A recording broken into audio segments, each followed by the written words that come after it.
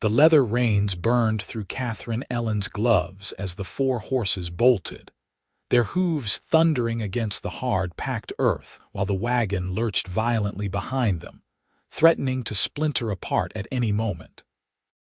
Katherine's heart hammered in her chest as she pulled back with all her strength, but the team had gone beyond her control, spooked by something she hadn't even seen. The afternoon sun beat down mercilessly on the Nebraska plains in the summer of 1876, and sweat poured down her face as she tried desperately to stay seated on the wagon bench.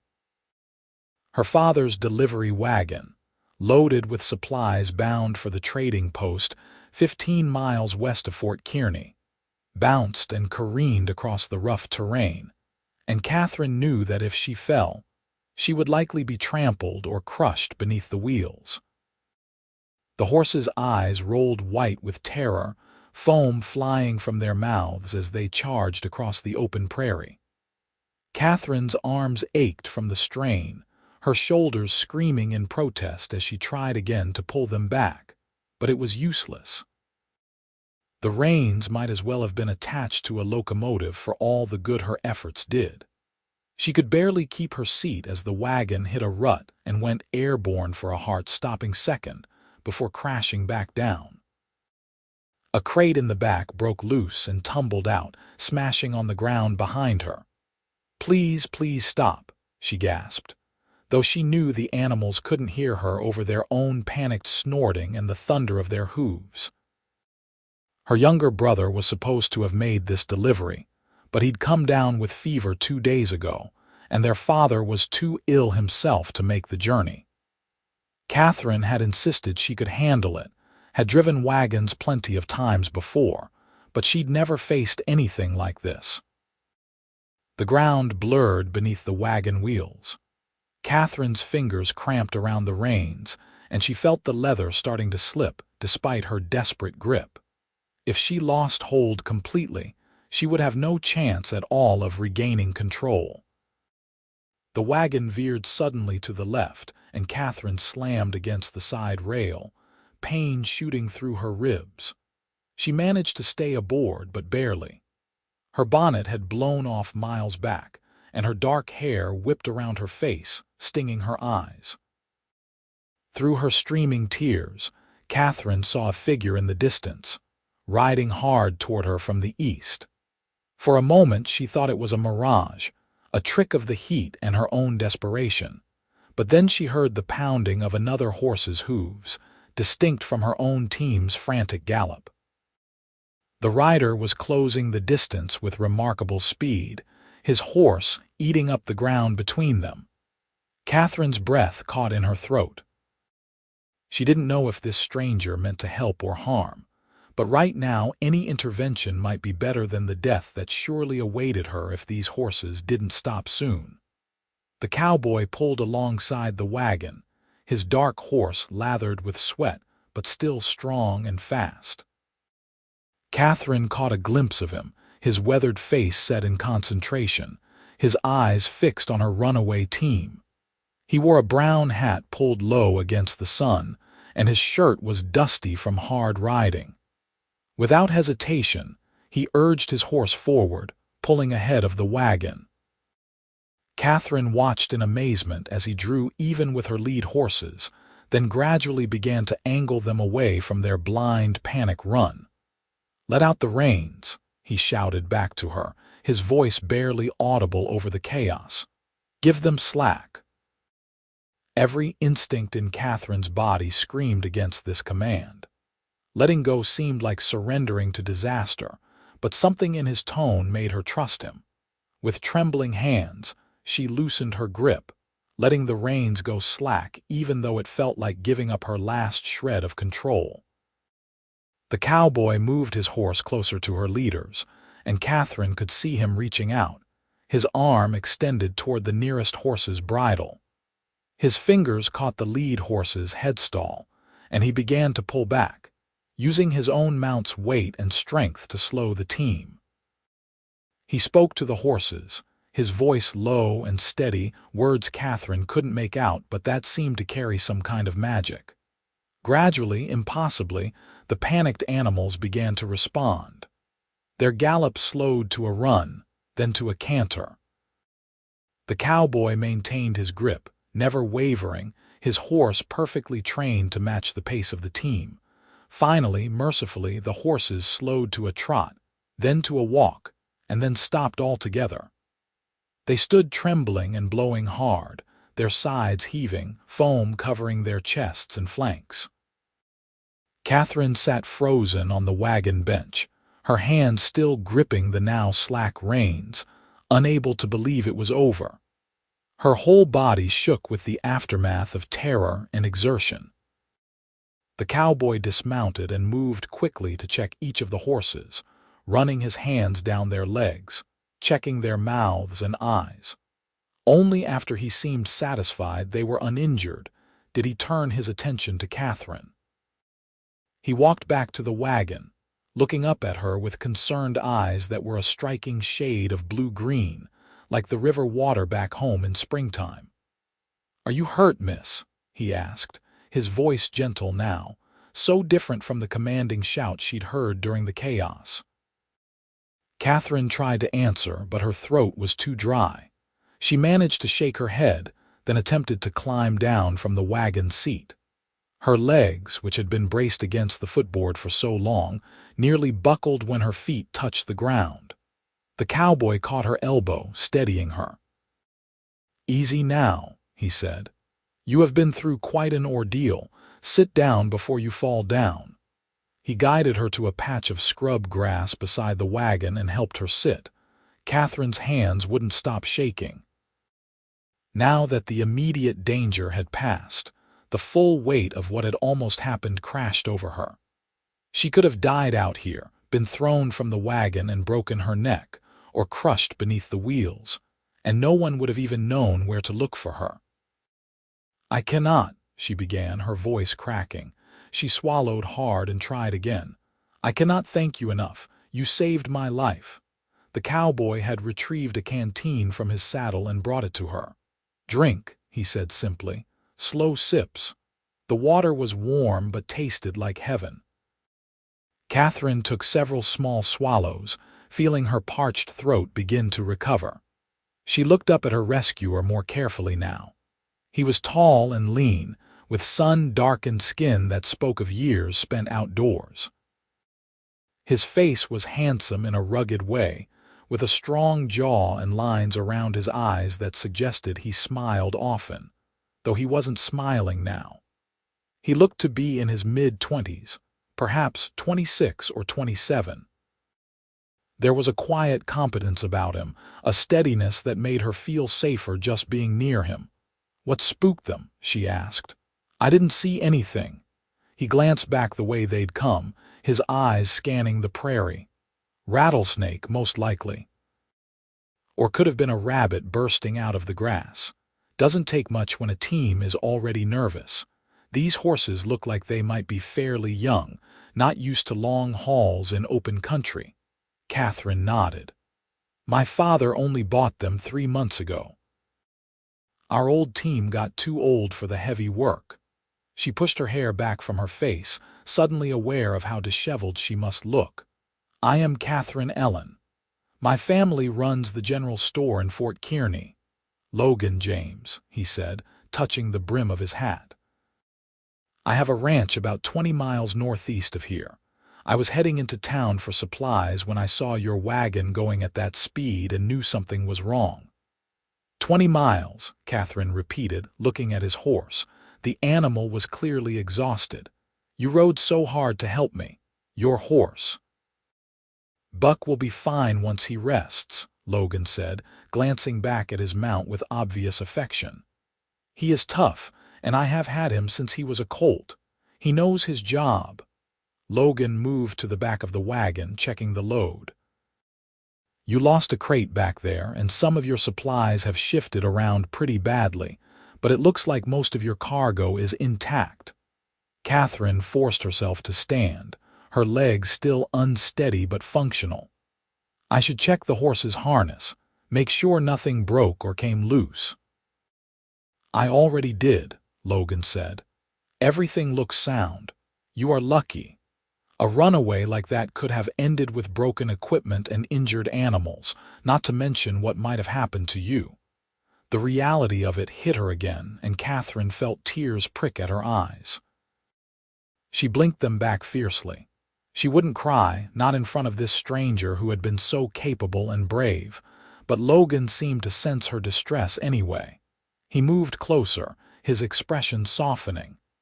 "It is all right to be shaken up," he said quietly. "You showed real courage staying with that wagon.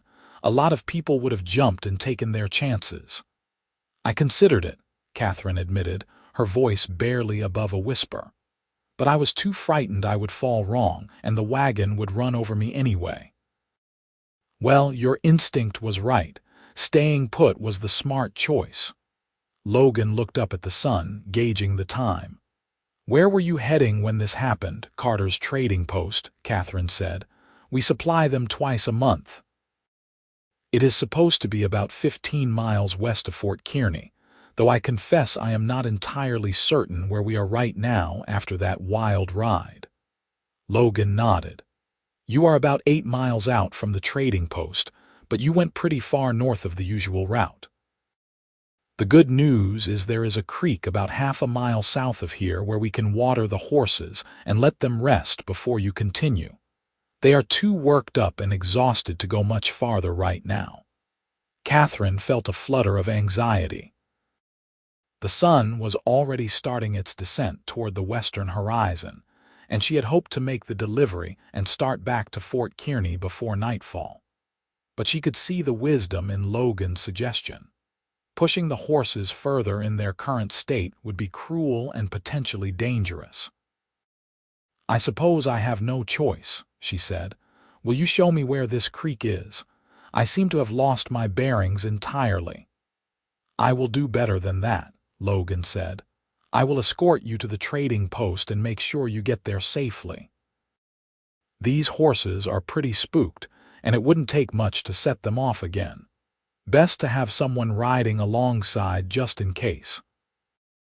Katherine wanted to protest that she had already taken up enough of his time, that he had his own business to attend to. But the truth was she felt profoundly relieved at the offer. The thought of climbing back onto that wagon seat alone, trusting herself to control the team that had so recently been beyond her power, filled her with dread. "Thank you," she said simply. "I would be very grateful for your company." Logan helped her back up onto the wagon seat, his hand steadying her as she climbed. His touch was brief and proper, but Katherine found herself acutely aware of it nonetheless. There was something about this quiet cowboy that made her feel safe in a way she couldn't quite explain. He moved with such confidence, spoke with such calm assurance, that it was easy to believe everything would be all right as long as he was nearby. He mounted Buck and positioned himself beside the wagon, taking hold of one of the lead horse's bridles again. "We will take it nice and slow," he said. "Let them know everything is calm now." They started forward at a walk, and Katherine was grateful for the gentle pace. Her hand still trembled slightly as she held the reins, but with Logan riding beside her, the fear that had gripped her began to slowly ease. The prairie stretched out around them in every direction, golden grass rippling in the breeze like waves on an ocean. In the distance, a small herd of antelope grazed peacefully, their white rumps flashing as they bounded away at the sight of the wagon. "Have you lived in Nebraska long?" Logan asked, breaking the comfortable silence. "All my life," Katherine replied. "My parents came out here in 1854, right after the Kansas-Nebraska Act opened up the territory for settlement. I was born the following spring, so I have never known anywhere else. What about you?" "I am from Missouri originally," Logan said. "Came out here 4 years ago after the war. I had saved up some money working cattle drives and I wanted a place of my own. Found a good piece of land with water and grass, built a cabin and started gathering stock." His voice carried a note of pride. It is not a big operation, but it is mine." Katherine heard the satisfaction in his words and smiled. That must be a good feeling, building something from nothing. "It is," Logan agreed, "though there are times it gets lonely. The ranch is pretty isolated, and I only get into town every few weeks. Winter is especially quiet. Sometimes I go days without seeing another soul." "I cannot imagine that," Katherine said. "Fort Kearney is small, but there is always someone around, always something happening at the store. We get travelers and soldiers from the fort, traders, settlers passing through. My mother says I talk too much because I am used to constant conversation." Logan glanced at her, and this time there was definitely a hint of a smile playing at the corners of his mouth. "I don't mind listening. It is nice to hear another voice for a change." They reached the creek Logan had mentioned, and he helped Katherine water the horses while Buck drank his fill nearby. The animals were calmer now, though still visibly tired. Katherine splashed some of the cool water on her face and neck, washing away the dust and sweat from the terrifying ride. When she looked up, she caught Logan watching her with an expression she couldn't quite read. He looked away quickly, focusing on checking the wagon wheels. "Everything looks good," he said. "We should be able to make the trading post before full dark if we keep a steady pace." They continued westward, and as they traveled, Katherine found herself talking more freely than she usually did with strangers. There was something about Logan that invited confidence, that made her want to share her thoughts and stories. She told him about her family, about her father's illness and her worry that he was working too hard, about her brother's dream of becoming a doctor and her younger sister's recent marriage to a blacksmith in town. Logan listened attentively, asking questions that showed he was genuinely interested. In turn, he shared stories about his ranch, about the challenges of building a herd and protecting his stock from predators and rustlers, about his hopes of eventually expanding his operation, and maybe even starting a breeding program for quality horses. "You have a gift with animals," Katherine observed. "The way you calmed my team, the way Buck responds to you, it is clear you understand them." "I have always felt more comfortable with animals than people," Logan admitted. "They are honest. They don't pretend to be something they are not. If a horse trusts you, you have earned it." "And have I earned Buck's trust?" Katherine asked, nodding toward the dark horse. Logan's smile widened, transforming his serious face into something warmer and more open. "You would have to ask him. But I suspect he likes you well enough, since you are keeping me company and he has always thought I needed more friends." Katherine laughed, surprised by his dry humor. "A wise horse indeed." The sun was low on the horizon, painting the sky in shades of orange and pink, when Carter's trading post finally came into view. It was a rough collection of buildings, the main structure built of logs with a sod roof, and several outbuildings scattered around it. Smoke rose from the chimney, and Katherine could see lantern light in the windows. Relief flooded through her. She had made it, later than planned but safe thanks to the cowboy riding beside her. A man emerged from the trading post as they approached, his weathered face breaking into a smile when he recognized the wagon. "Miss Katherine," he called. "I was starting to worry about you. Your father said you would be here by mid-afternoon." "We had some trouble on the trail," Katherine explained as Logan helped her down from the wagon. Her legs were stiff from the long ride, and she was grateful for his steadying hand. "The team spooked and ran away with me. If it had not been for Mr. James here, I do not know what would have happened." The trader, whose name was William Carter, looked at Logan with newfound respect. "Then I owe you a debt of gratitude, son. We all count on the Ellen family's deliveries, and we are mighty fond of Miss Katherine besides." Logan nodded acknowledgement, but seemed uncomfortable with the praise.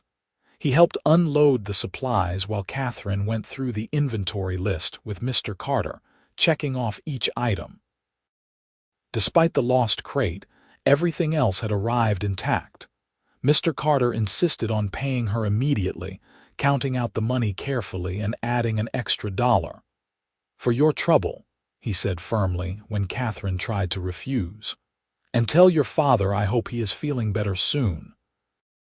It was nearly full dark by the time the wagon was unloaded. Katherine faced the prospect of the return journey with trepidation. The thought of driving back to Fort Kearny in the darkness, alone with a team that had already proven unpredictable, made her stomach clench with anxiety. Logan seemed to read her thoughts. "It is too dark to travel safely now," he said. "Mr. Carter, do you have room for Miss Ellen to stay the night? I will sleep with the wagon to guard her supplies." "Nonsense," Mr. Carter said. "My wife will be delighted to have Miss Katherine stay with us. As for you, young man, we have a spare room in the back you are welcome to. It is not fancy, but it is warm and dry." Katherine felt she should protest, should insist on making the journey back despite the darkness, but the exhaustion of the day crashed over her all at once. Her arms ached from fighting the reins, her ribs were bruised from being thrown against the wagon side, and her nerves were frayed from the sustained terror and its aftermath. The thought of a bed and a safe roof over her head was overwhelmingly appealing. "I would be grateful," she said quietly. "Thank you." Mrs. Carter, a round, cheerful woman with graying hair, fussed over Katherine like a mother hen, insisting she eat a hot meal and pressing a cool cloth to the bruise that was forming on her side. Katherine found herself telling the whole story again while Logan sat quietly at the table, eating his own meal. Mr. and Mrs. Carter listened with wide eyes, exclaiming over the danger and praising Logan's heroism. "You are an angel sent by Providence, Mrs. Carter declared, looking at Logan with misty eyes. "That is what you are." Logan looked distinctly uncomfortable. "I just did what anyone would have done," he said. "Not anyone could have done what you did," Katherine said, meeting his eyes across the table. "You risked your own life and your horse's to save me. That took more than just skill. It took courage." Their gazes held for a long moment, and Katherine felt a strange warmth spread through her chest. There was something in Logan's eyes, a depth of feeling that made her breath catch. Then he looked away, and the moment passed, but Katherine felt changed by it somehow. That night, lying in the comfortable bed Mrs. Carter had prepared for her, Katherine found she couldn't sleep despite her exhaustion. Her mind kept replaying the day's events, but it wasn't the terror of the runaway that occupied her thoughts. It was Logan James. The way he had appeared like an answer to her desperate prayers, the calm competence with which he had handled the crisis, the gentle concern in his eyes when he looked at her, the surprising humor that lurked beneath his serious exterior. The sound of his voice, low and steady and somehow comforting. Katherine had met plenty of young men in Fort Kearny.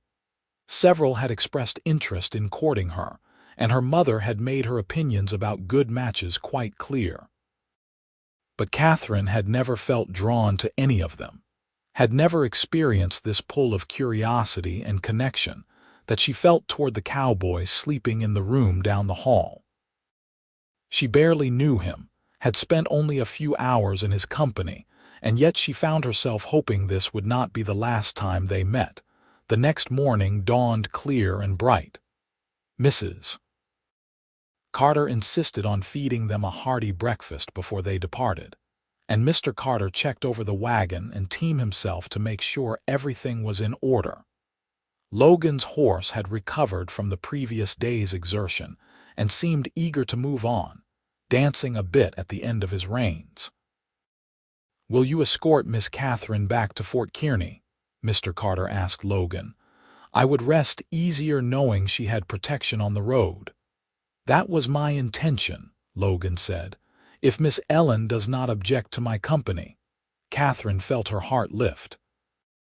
I would be very grateful, she said, meaning it more than he could know. The journey back was peaceful. The horses were rested and calm, responding well to Katherine's guidance. Logan rode alongside, and they fell into easy conversation again, talking about everything and nothing. Katherine learned that Logan had grown up on a farm in Missouri, that he had lost both his parents to fever when he was 19, that he had an older sister married and living in St. Louis. He asked about her life in Fort Kearney, about what she hoped for the future. I suppose I always assumed I would marry eventually and have a family, Katherine said thoughtfully. That is what is expected, but I also love working in the store, helping my father with the business. I like meeting all the different people who come through, hearing their stories. I am not sure I want to give that up to just keep house for a husband. Why would you have to give it up? Logan asked. Seems to me a smart man would value a wife with business sense. You could be partners in more than just marriage. Katherine looked at him with surprise.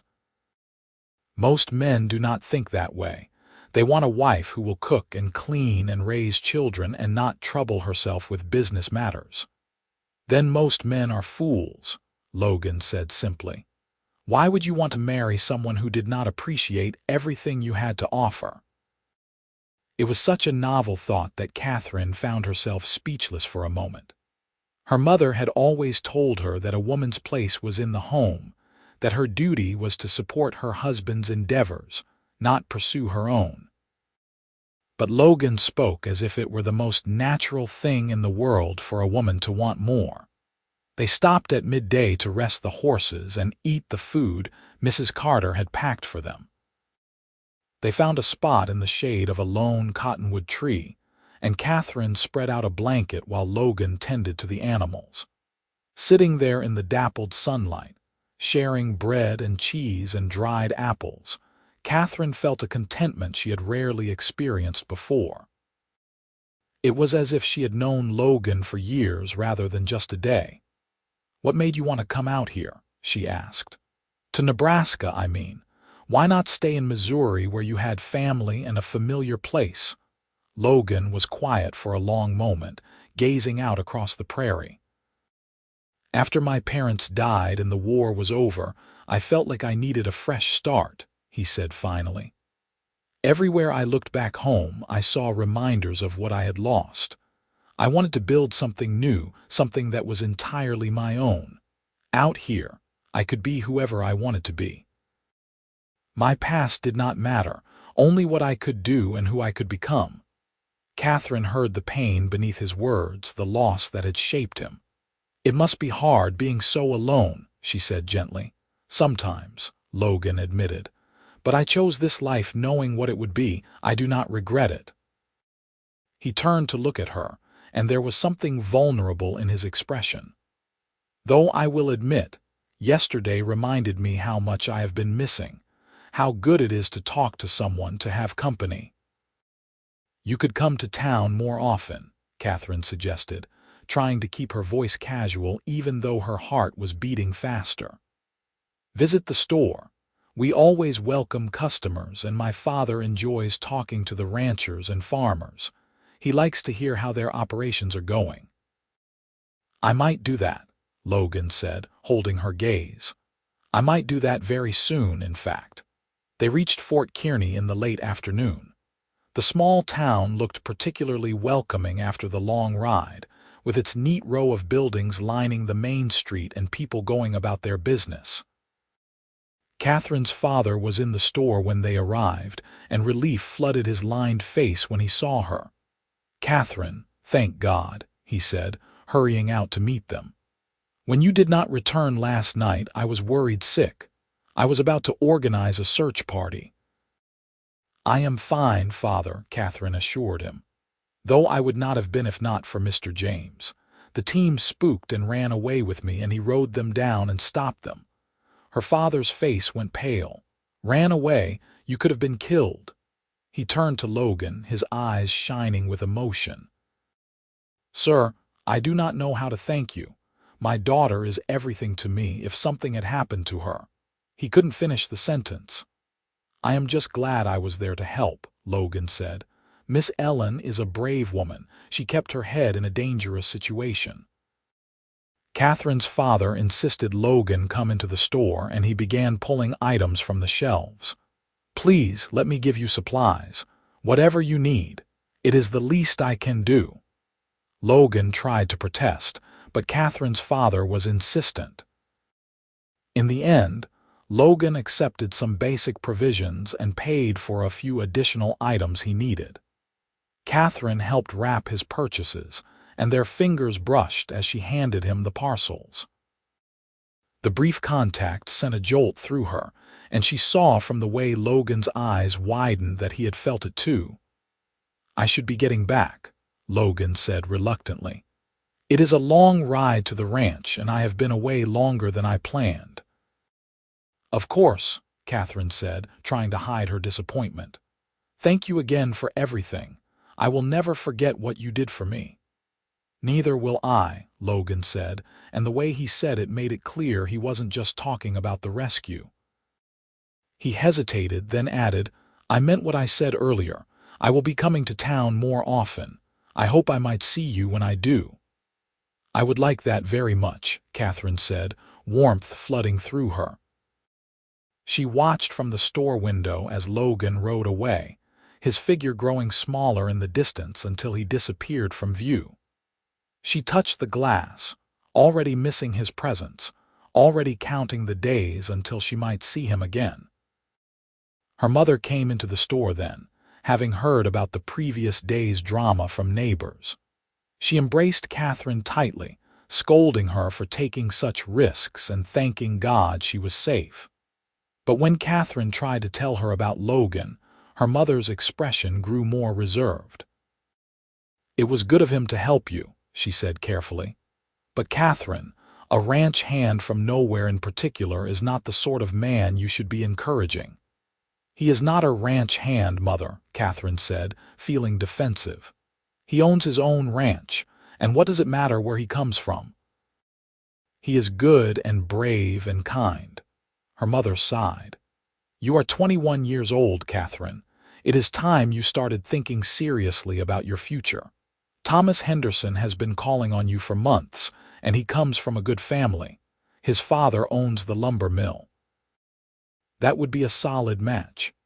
Thomas Henderson is boring and talks only about himself, Katherine said flatly. And I do not care about solid matches. I care about finding someone I can actually talk to, someone who sees me as more than just a future housekeeper. Her mother looked shocked. Katherine Ellen, what has gotten into you? This is not like you at all. But Katherine knew exactly what had gotten into her. Meeting Logan had opened her eyes to possibilities she hadn't considered before, to the idea that marriage could be a true partnership rather than just a duty. She had felt more alive, more herself, in the hours she had spent with Logan than she had in months of polite conversations with appropriate suitors. The days that followed were long and tedious. Katherine threw herself into work at the store, helping customers and managing inventory, but her mind kept wandering. She found herself watching the road, hoping to see a familiar figure on a dark horse. She thought about Logan out at his ranch, working alone, and wondered if he was thinking about her too. 2 weeks passed with no sign of him. Katherine began to worry that he had changed his mind, that whatever connection she had felt between them had been one-sided. Perhaps he had merely been polite, and his mention of coming to town more often had been an empty courtesy. The thought made her chest ache in a way she didn't want to examine too closely.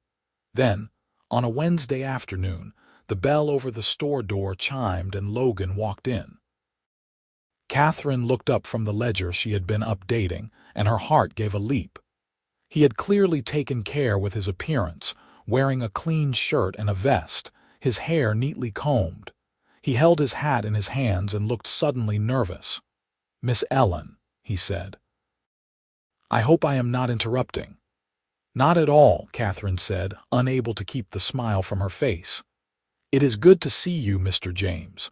What brings you to town? Supplies, Logan said, then added honestly, and the hope of seeing you.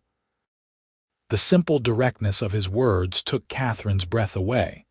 Before she could respond, her father emerged from the back room. His face lit up when he saw Logan.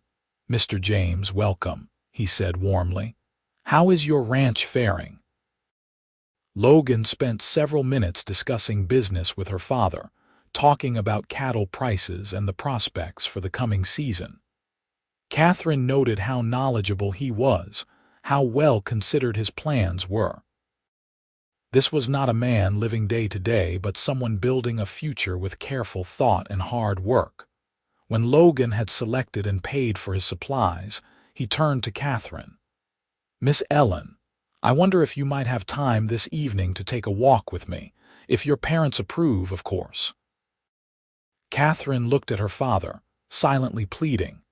He studied Logan for a long moment, then nodded. "Be back before full dark," he said. They walked along the main street of Fort Kearny as the sun began to sink toward the horizon, painting the sky in shades of gold and rose. Logan offered Katherine his arm, and she took it, feeling the solid strength of him through his sleeve. They walked past the fort itself, where soldiers drilled in the distance, and down toward the river that gave the town its water.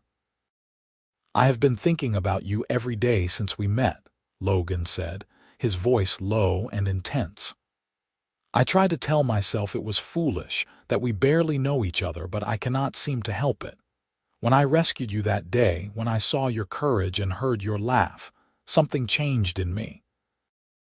I have been alone for so long, and I thought I was content that way. But now I know I was just waiting for you." Katherine felt tears prick at her eyes. "I have been thinking about you too," she confessed, "hoping you would come back. I felt something when we met, something I have never felt before. Like I was seeing what my life should be for the first time." Logan stopped walking and turned to face her fully. "I do not have much to offer," he said. "My ranch is small and the house is rough. The life would be hard, especially at first, but I work hard and I have plans to grow the operation. And I promise you this, if you would consider giving me a chance, I would spend every day trying to make you happy. I would value your thoughts and your help. We would be true partners." "That is all I have ever wanted," Katherine whispered. "Not wealth or status, but a partner, someone who sees me for who I really am." Logan reached out and gently touched her cheek. "I see you, Katherine. I see your strength and your spirit and your kindness. I see how smart you are and how capable. I see everything, and I want all of it." Katherine leaned into his touch, her eyes closing briefly. When she opened them again, Logan was looking at her with such tenderness that it made her heart ache. "My mother thinks you are not a suitable match," she said. "She wants me to marry someone from a wealthy family, someone established." "I know I am asking a lot," Logan said. "I am asking you to take a chance on a future that is not guaranteed, on a man you have known only a short time. But Katherine, I know in my bones that this is right, that we are right. I have never been more certain of anything in my life." "Neither have I," Katherine said, and she realized it was true. Despite the short time they had known each other, despite all the logical reasons to be cautious, she felt absolutely certain. Logan was the man she had been waiting for without knowing it, the partner she had dreamed of finding. Logan's face broke into a smile of such joy that it transformed him. "Then you will let me court you? Properly, I mean. I will come to town as often as I can, and we will get to know each other better, and when the time is right, I will ask your father for your hand." "Yes," Katherine said simply. "Yes to all of it." He pulled her gently into his arms, and Katherine rested her head against his chest, hearing the strong, steady beat of his heart. They stood there by the river as the sun set, wrapped in each other and the promise of the future they would build together. The courtship that followed was not easy. Katherine's mother remained opposed to the match, arguing that Katherine was throwing away her chances at a comfortable life. Thomas Henderson, apparently prompted by Katherine's mother, increased his own courtship efforts, much to Katherine's irritation. But Katherine's father, seeing how happy Logan made his daughter, gave his cautious blessing. Logan came to town every week, sometimes twice a week, making the long ride from his ranch despite the demands on his time. He and Katherine spent hours together, walking and talking, and with each conversation Katherine fell deeper in love. Logan was everything she had hoped for: thoughtful, hardworking, honest to his core. He asked her advice about his ranch and listened carefully to her suggestions.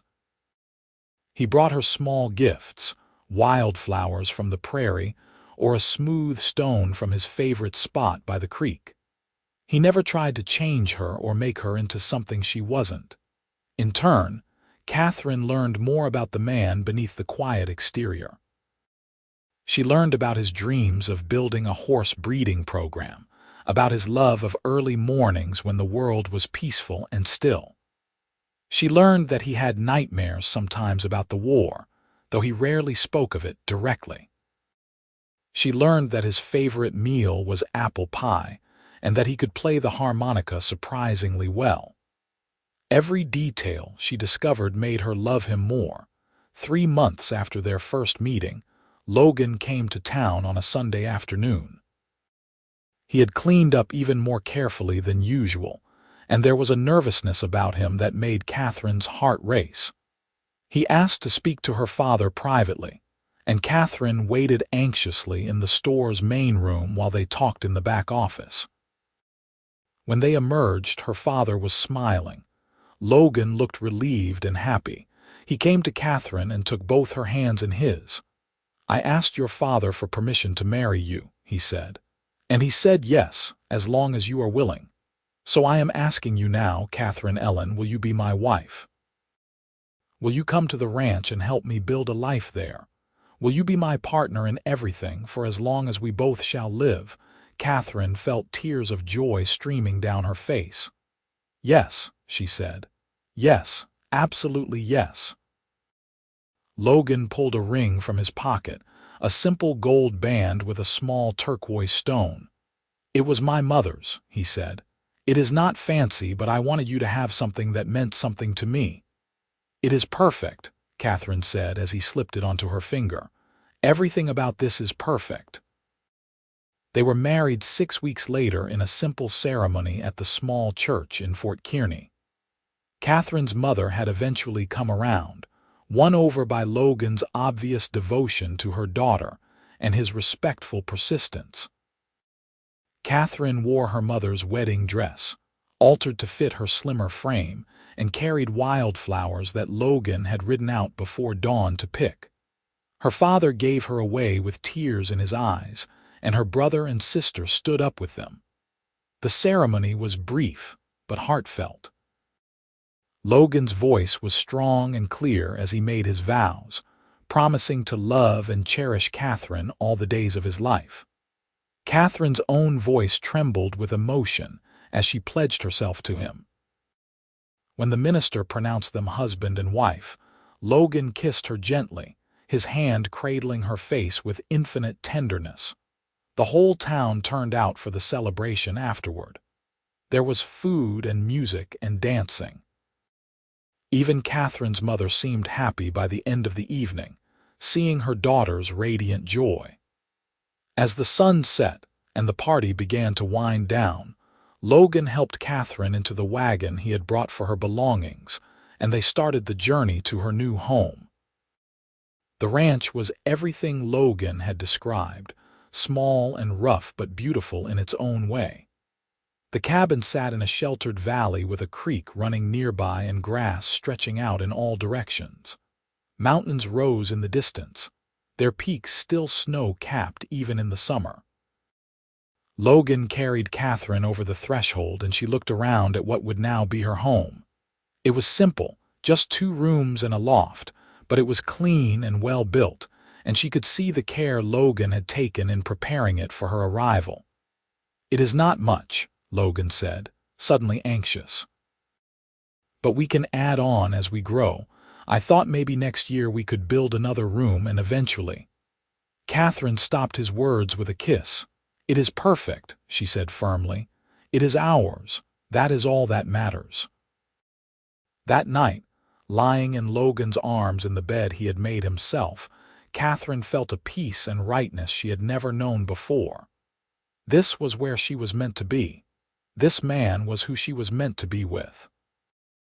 Everything that had led her to this moment, even the terrifying runaway that had first brought them together, felt like part of a plan larger than herself.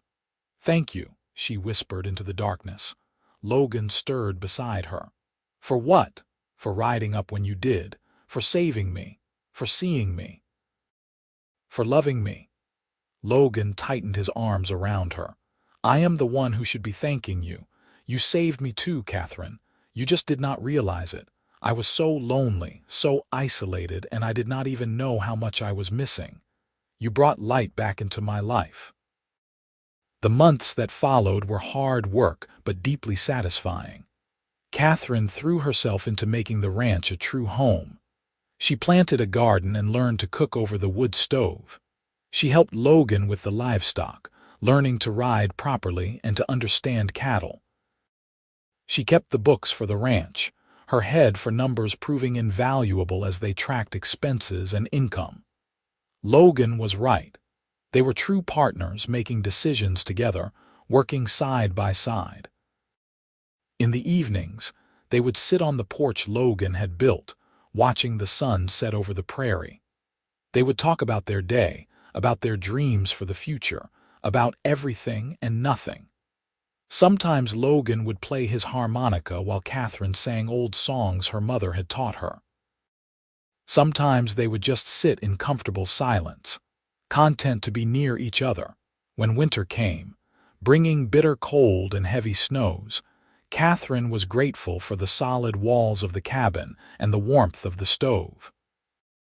The isolation Logan had warned her about became real during those months when they were sometimes snowed in for days at a time.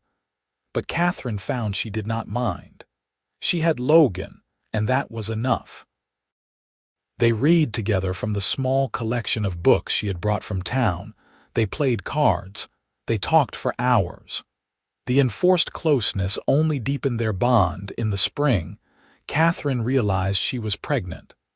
She told Logan on a warm evening in April as they sat watching the sunset.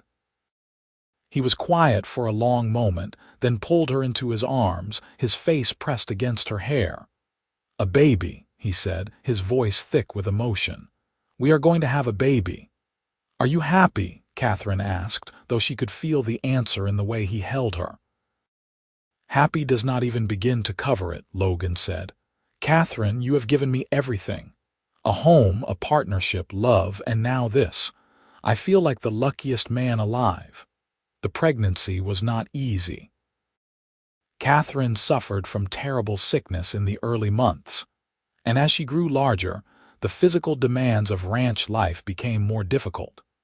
But Logan was attentive and careful, taking on extra chores and insisting she rest more.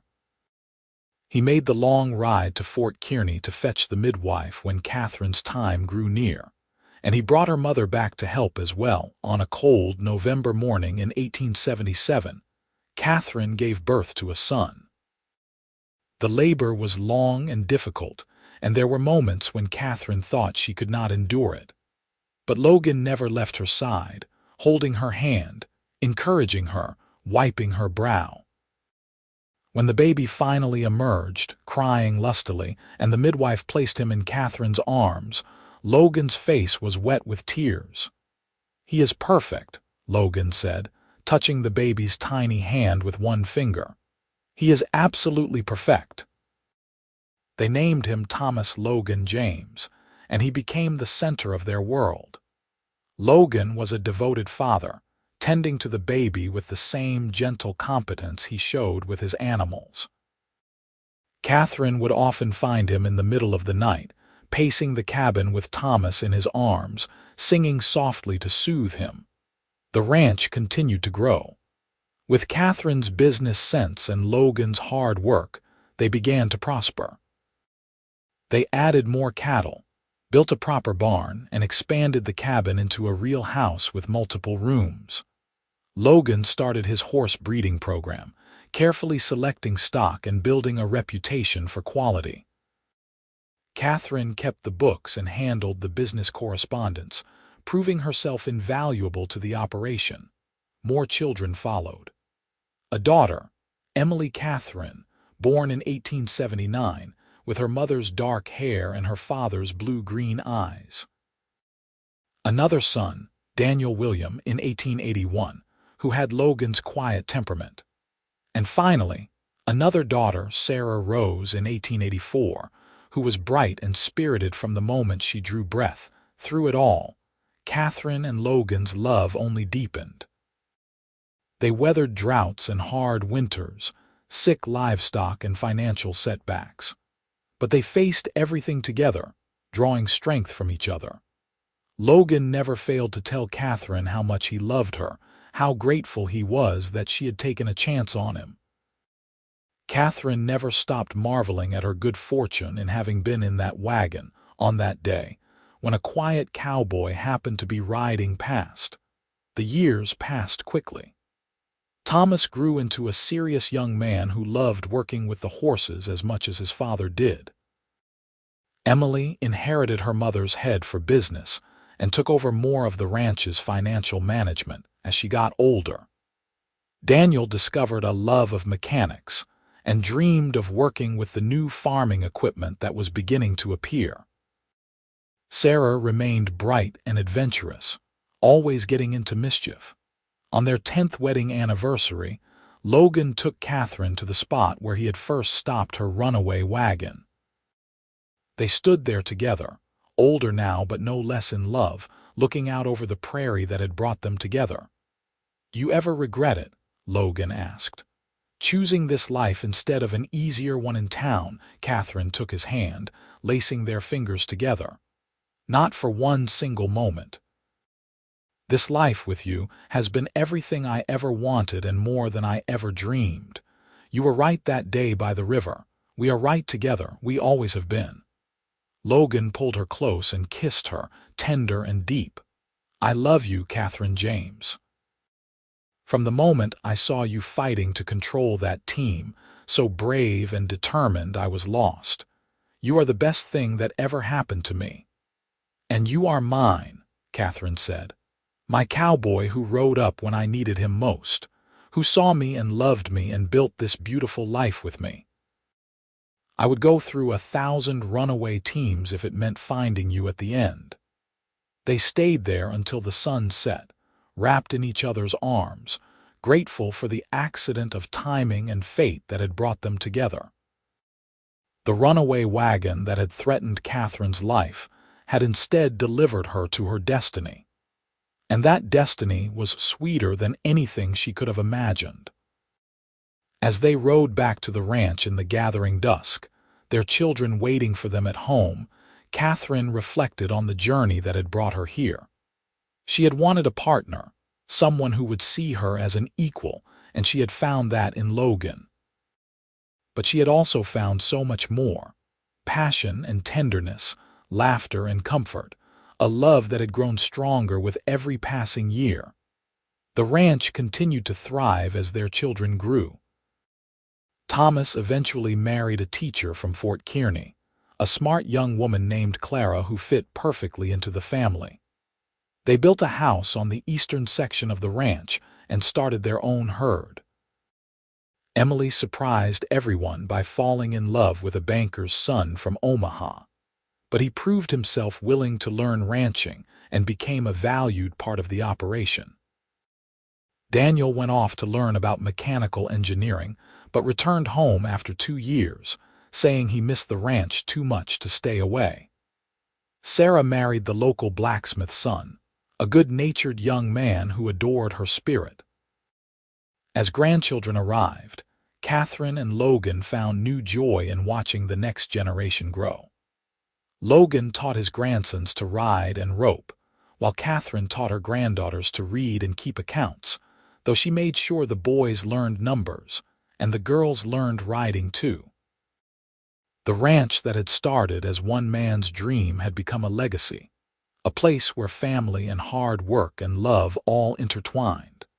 On a warm summer evening in 1896, 20 years after that fateful day when Katherine's wagon had run away, the whole family gathered at the ranch for a celebration. The original cabin still stood, preserved as a reminder of humble beginnings, but the main house was now a sprawling structure with room for everyone. Long tables were set up outside, laden with food, and children ran laughing through the grass while adults talked and reminisced. Logan stood with his arm around Katherine's waist, surveying the scene. His hair was gray now, and lines marked his face, but his eyes were as clear and loving as ever when he looked at his wife. Katherine leaned into him, comfortable and content. Her hair was streaked with silver, and time had left its marks on her as well, but she was still beautiful to Logan, still the brave woman who had captured his heart 20 years ago.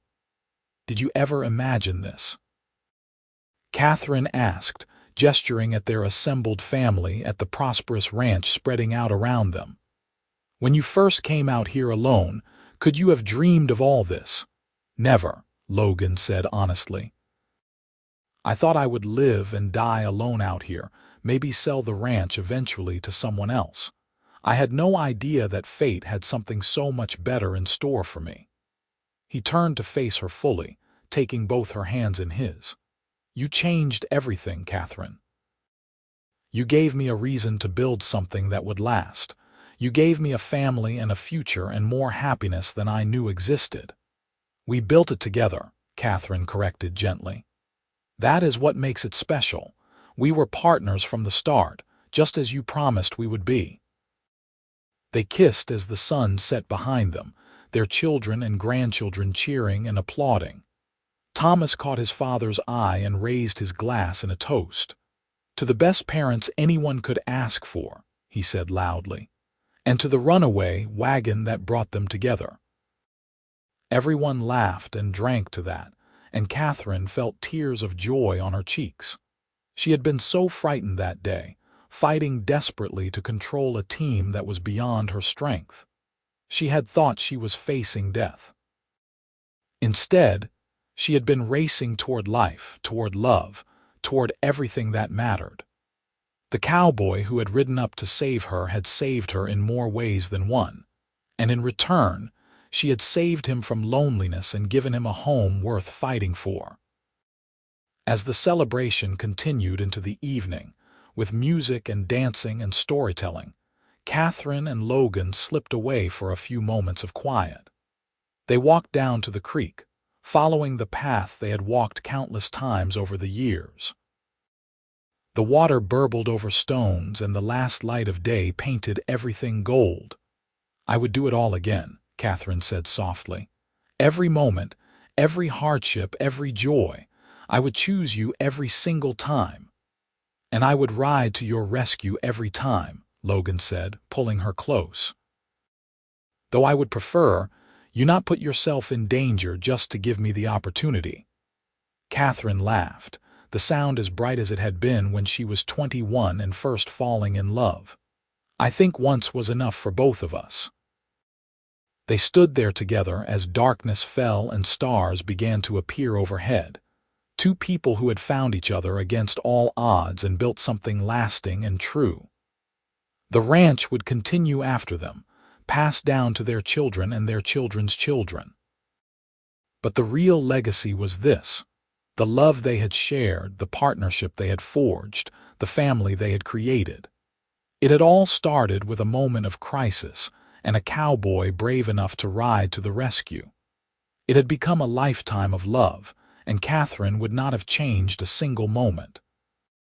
Years later, when they were old and gray, sitting on the porch of the ranch house on a summer evening, Logan would sometimes take Katherine's hand and simply hold it, marveling at the journey they had shared. And Katherine, feeling the familiar warmth of his touch, would smile and remember that terrifying ride across the prairie, the moment when everything seemed lost. She would remember the sound of hoofbeats, the sight of a cowboy riding hard to save her, and the feeling that her life was beginning rather than ending. "What are you thinking about?" Logan would ask, seeing her smile. "Just that I am grateful," Katherine would reply. "For runaway wagons and cowboys who know how to calm frightened horses. For second chances and new beginnings. For you, always for you." And Logan would lean over and kiss her, their love as strong in their twilight years as it had been in the first flush of youth, a testament to the power of choosing the right partner and building a life together one day at a time. The ranch that had started as one man's dream had become a testament to what love could build when two people worked together with open hearts and steadfast commitment. And it all began with a rescue on the Nebraska plains, in the summer of 1876, when fate brought together a brave young woman and a quiet cowboy, and changed both their lives forever.